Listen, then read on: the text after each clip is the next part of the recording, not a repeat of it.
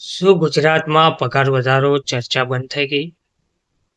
આંગણવાડી બહેનોને મળશે હાઈકોર્ટના ચુકાદા મુજબ માનદ વેતન. વર્ષો સુધી સેવા, નાનકડા બાળકોનું ભવિષ્ય બનાવવાની જવાબદારી, ગરમી હોય કે વરસાદ, દરરોજ સમયસર ફરજ પર હાજર રહેતી આંગણવાડી બહેનો. પણ આજે પણ એક જ પ્રશ્ન, શું તેમની મહેનતનો સાચો ભાવ મળશે?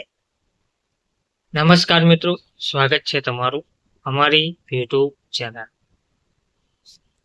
મિત્રો, તાજેતરમાં જ ગુજરાતભરમાં એક ચર્ચા ફરી તેજ બની છે. શું આંગણવાડી બહેનોને હાઈકોર્ટના ચુકાદા પ્રમાણે વધારેલું માનદ વેતન મળશે, કે ફરી એકવાર ફાઇલોના ઢગલામાં સપનાઓ તપાઈ જશે?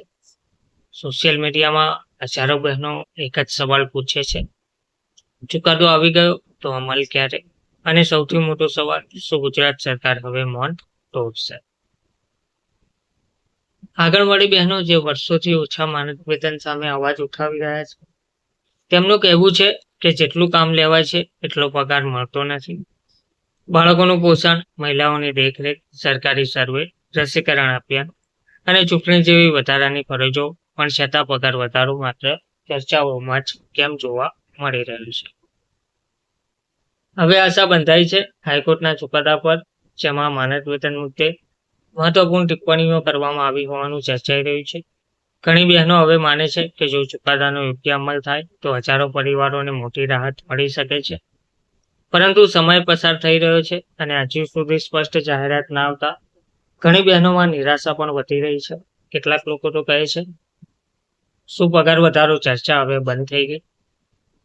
જો આંગણવાડી બહેનોને યોગ્ય માનદ વેતન મળે તો માત્ર તેમને જ નહીં પણ હજારો ગરીબ પરિવારોની સ્થિતિ બદલાઈ શકે છે. કારણ કે આ બહેનો માત્ર કર્મચારી નથી, ગામના ભવિષ્યની સાચી શક્તિ છે. તો મિત્રો, હવે આખું ગુજરાત રાહ જોઈ રહ્યું છે.